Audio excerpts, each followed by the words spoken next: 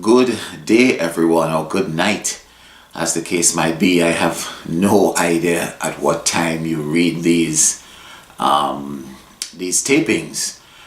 This weekend, our readings focus on the theme of meekness. Our first reading, taken from Jeremiah 17, begins, "Cursed be the man who trusts in human things." And Jeremiah, of all persons, is an expert in this regard. He had a very low self-esteem, so he learned by force not to trust in himself but to trust in the power of God. Our second reading from 1 Corinthians 15 is a continuation on the problems of the Corinthian church, and this time the issue is the issue of the resurrection. There were quarrels and fights about whether there is any resurrection at all and whether it's an important part of our Christian faith. And our gospel reading, taken from Luke chapter 6 verse 17, focuses on the Beatitude. It's Luke's version of the Beatitude. Matthew's version in chapter 5 is a lot more common and well known. The theme is the theme of humility, and humility is one of those things, I believe, if you think you have it, you probably don't. If you think you have it, you probably don't. It comes from a deep awareness of one's inadequacies. The prophet Jeremiah, the subject of our first reading, was an expert at this in this regard. His response to God's call is a classic in Old Testament literature. He says, "I do not know how to speak, for I am a boy," he informs God. Jeremiah realized the dissonance between the enormity of God's call and his modest experience. Dissonance is something we all have to deal with, whether it be a call from God or our own experience of life, some of the challenges that we face. Many of us, for instance, have social positions that carry enormous responsibility. For instance, as manager of a business or some department, we have people who depend on us for their own livelihood. One bad decision can send things into a tailspin. And despite our skepticism about politicians, can you imagine the demands placed on leaders of countries? Some professionals as well, by their very nature, are critical to human well-being, particularly in the health and education fields. One bad teacher or one bad doctor can mess up somebody's life. I am certain that many doctors have agonized over bad decisions that they have made. Engineering mistakes have also led to the loss of life as well. And even as a religious leader, you are expected to be spiritual guide, public teacher, and beloved sage at a wave of a wand, not to mention being an expert at troubled marriages, delinquent teenagers, leaking toilets, and all kinds of financial matters. It can all seem very overwhelming, and sometimes just waking up and facing a new day can be a big challenge. This is, of course, not to factor in one's role as a family member into the equation.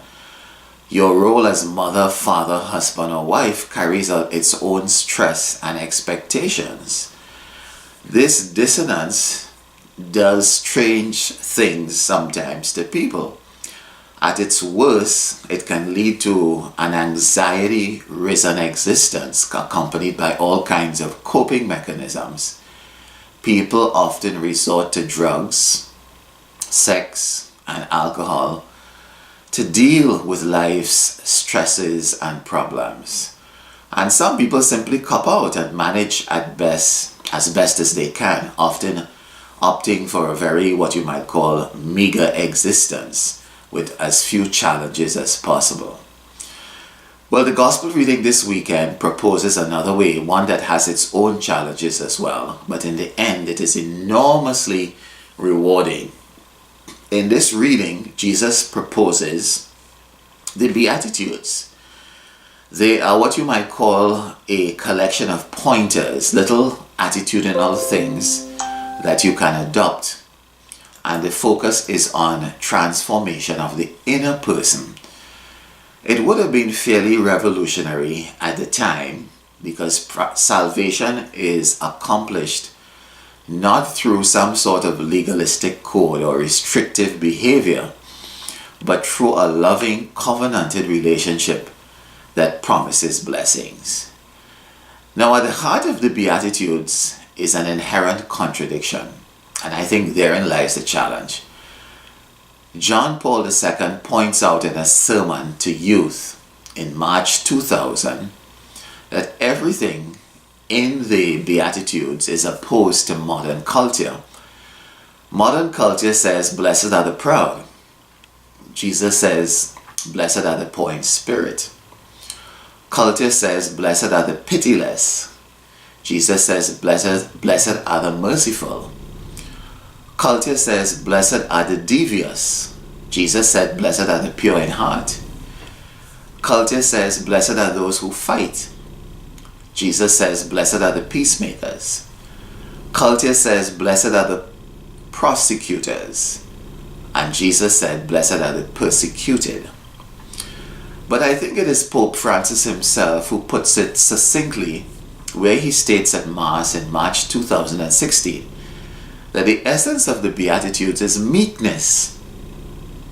Francis proposes what he calls a feminine style of holiness, which he says is the true gold of meekness and humility, one based on humble service.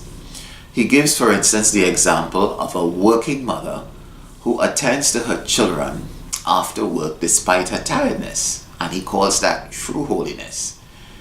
In the final analysis, true happiness and security lies in discovering the will of God in our hearts, serving Him in a humble manner, rather than being exhausted by constantly trying to dominate and control.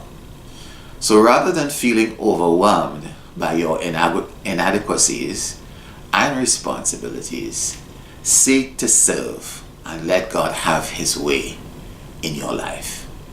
Your blessings will follow. God bless you all this coming week.